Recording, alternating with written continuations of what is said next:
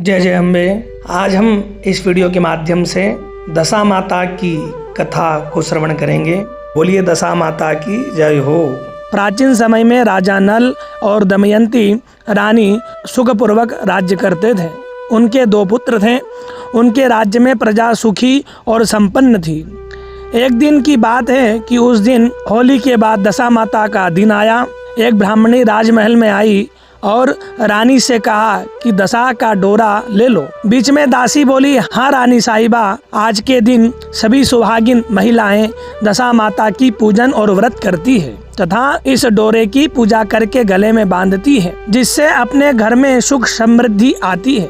अतः रानी ने ब्राह्मणी से डोरा ले लिया और विधि अनुसार पूजन करके गले में बांध दिया। कुछ दिनों के बाद राजा नल ने दमयंती के गले में डोरा बंधा हुआ देखा तो राजा ने पूछा कि इतने सोने के गहने पहनने के बाद भी आपने यह डोरा क्यों पहना। रानी कुछ कहती इसके पहले ही राजा ने डोरे को तोड़कर जमीन पर फेंक दिया।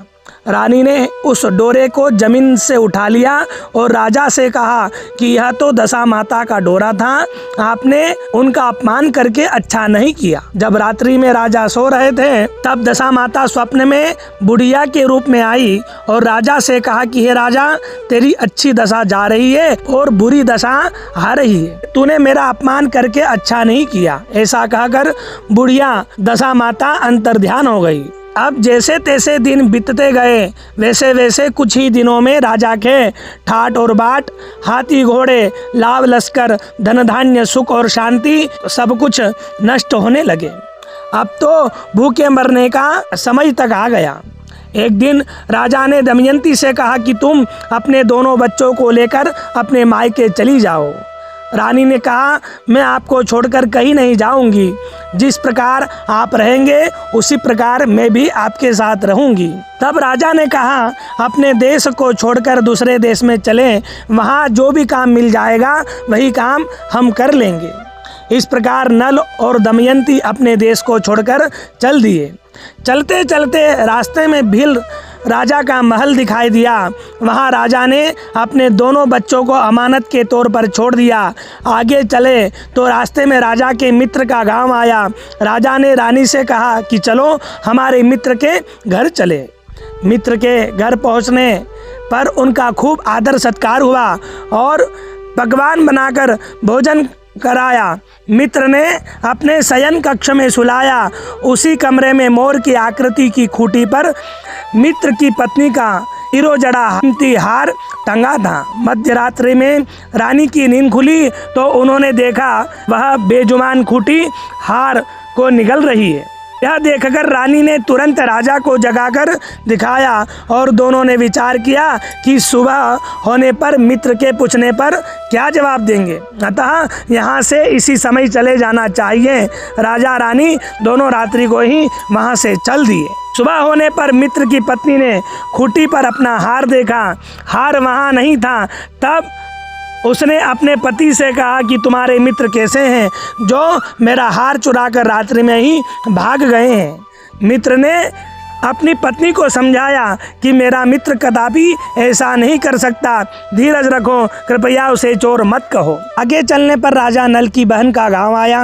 राजा ने बहन के घर खबर पहुंचाई कि तुम्हारे भाई भौजाई आए हुए हैं। खबर देने वाले से बहन ने पूछा कि उनके हालचाल कैसे हैं। वह बोला, दोनों अकेले हैं, पैदल ही आए हैं तथा वे दुखी हाल में हैं। इतनी बात सुनकर बहन थाली में प्याज और रोटी रखकर भैया भाभी से मिलने आई। राजा ने तो अपने हिस्से का खा लिया, परंतु रानी ने जमीन में गाड़ दिया। चलते चलते एक नदी मिली। राजा ने नदी में से मछलियां निकालकर रानी से कहा कि तुम इन मछलियों को भूंजो, मैं गांव में से परोसा लेकर आता हूँ। गांव का नगर सेठ सभी लोगों को भोजन करा रहा था। राजा गांव में गया और परोसा लेकर वहां से चला तो रास्ते में चील ने झपट्टा मारा तो सारा भोजन नीचे गिर गया। राजा ने सोचा कि रानी विचार करेगी कि राजा तो भोजन करके आ गया और मेरे लिए कुछ भी नहीं लाया।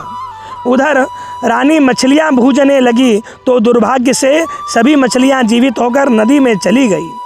रानी उदास होकर सोचने लगी, रानी उदास होकर सोचने लगी कि राजा पूछेंगे तो सोचेंगे कि सारी मछलियाँ खुद खा गई।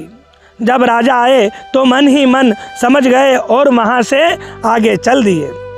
चलते चलते रानी के मायके का गांव आया। राजा ने कहा कि तुम अपने मायके चली जाओ, वहाँ दासी का कोई भी काम कर लेना, मैं इसी गांव में कहीं नौकर हो जाऊंगा। इस प्रकार रानी महल में दासी का काम करने लगी और राजा तेली के घाने पर काम करने लगा। दोनों को काम करते बहुत दिन हो गए। दिल्ली के बाद अतः दशा का दिन आया।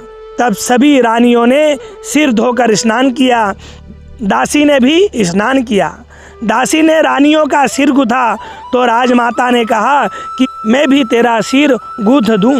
ऐसा कहकर राजमाता जब दासी का सिर गूथ ही रही थी तब उन्होंने दासी के सिर में पद्म का चिन्ह देखा। यह देखकर राजमाता की आंखें भर आई और उनकी आंखों से आंसू की बूंदें गिरी। आंसू जब दासी की पीठ पर गिरे तो दासी ने पूछा कि आप क्यों रो रही है।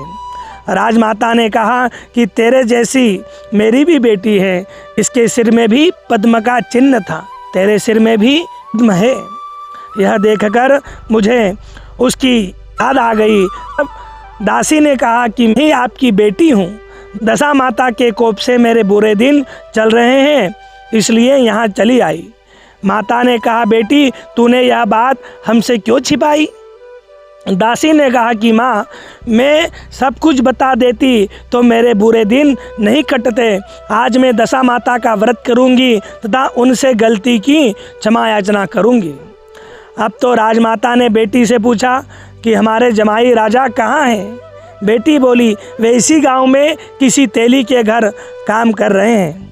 अब गांव में उनकी खोज कराई गई और उन्हें महल में लेकर आए। जमाई राजा को स्नान कराया, नए वस्त्र पहनाए और पकवान बनाकर उन्हें भोजन कराया गया। अब दशा माता के आशीर्वाद से राजा नल और दमयंती के अच्छे दिन लौट आए।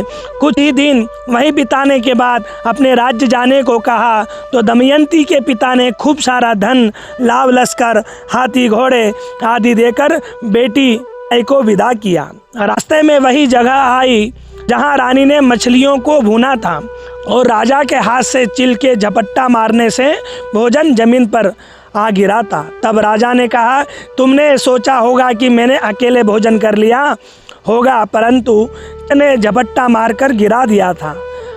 अब रानी ने कहा आपने सोचा होगा कि मैंने मछलियां भून कर अकेले ही खा ली होगी, परंतु वे तो जीवित होकर नदी में चली गई थी। चलते चलते अब राजा की बहन का गांव आया। राजा ने बहन के यहाँ खबर भेजी। खबर देने वाले से पूछा कि उनके हाल चाल कैसे हैं। उसने बताया कि बहुत अच्छी दशा में हैं, उनके साथ हाथी घोड़े लाव लश्कर है। यह सुनकर राजा की बहन मोतियों की थाल सजा कर लाई। तभी दमयंती ने धरती माता से प्रार्थना की और कहा कि माँ आज मेरी अमानत मुझे वापस दे दो। यह कर उस जगह को खोदा जहाँ पर प्याज और रोटी गाड़ दिया था। खोदने पर रोटी तो सोने की और प्याज चांदी का हो गया। ये दोनों चीज़ें बहन की थाली में डाल दी और आगे चलने की तैयारी करने लगे। वहाँ से चलकर राजा अपने मित्र के घर पहुँचे। मित्र ने उनका पहले के समान ही खूब आदर सत्कार किया और सम्मान किया। रात्रि विश्राम के लिए उन्हें उसी शयन कक्ष में सुलाया। मोरनी वाली खूंटी के हार निगल जाने वाली बात से नींद नहीं आई।